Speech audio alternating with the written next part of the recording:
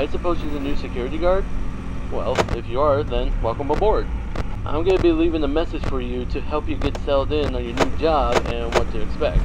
I'm actually finishing up my night shift this week, and I'll be switched over to the day shift. So I guess you applied at the right time.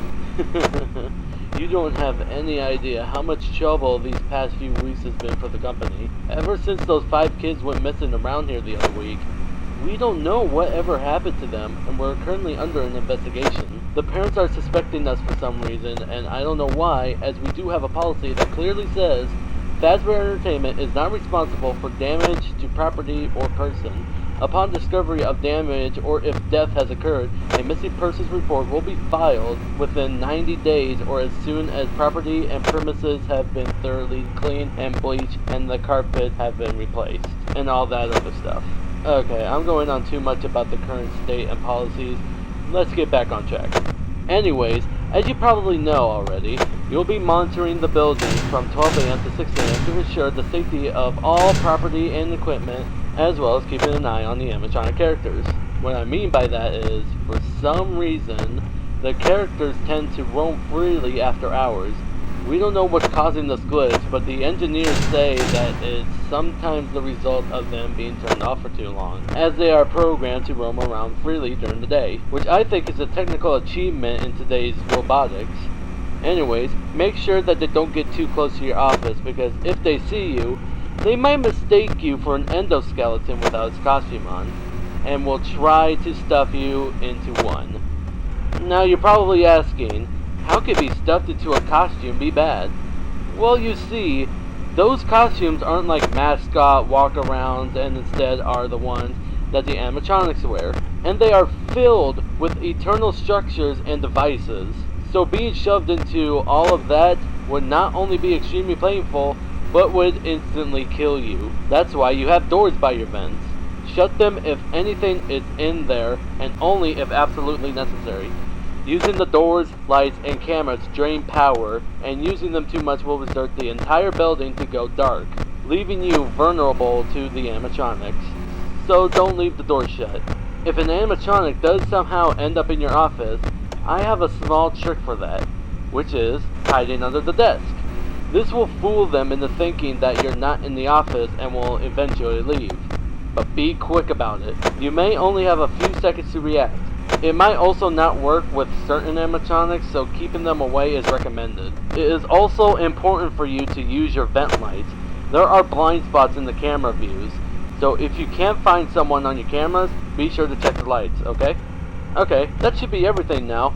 And before I go, I am required to greet you with the company's label. Welcome to Freddy Fazbear's Pizza, a magical place for kids and grown-ups alike, where fantasy and fun come to life. Good night, good luck, and I'll chat with you tomorrow.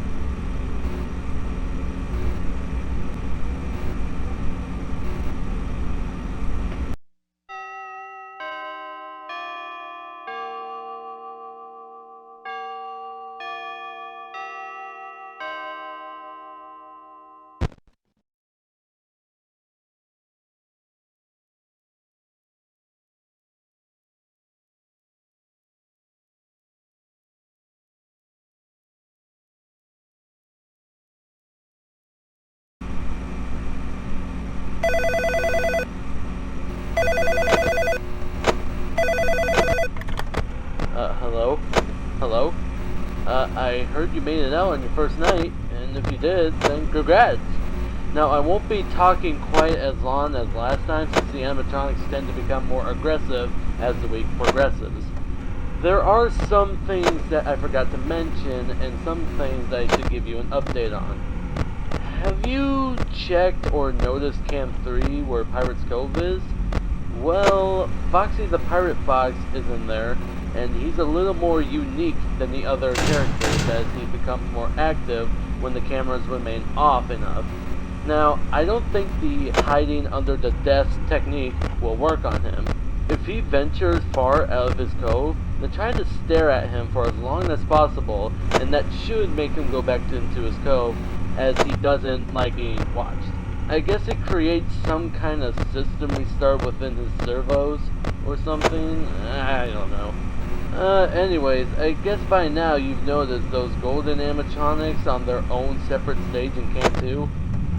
Those are from the older restaurants known as Fredbear's Family Diner. I'm not gonna go into detail about what happened over there, but it was shut down and the animatronics were sent back here. At first the manager was reluctant to repurchase them, but we were able to convince him to bring back something special. Interestingly, the Spring Bonnie animatronic actually went missing a couple days ago and wasn't found until the week before. We found it lying around in the workroom, and we assumed that somebody was in a hurry after their shift and forgot to switch the character back to animatronic mode and return it to the stage. Weird, huh? Anyways, that's all I got for now. Have a good night, and I'll talk to you soon.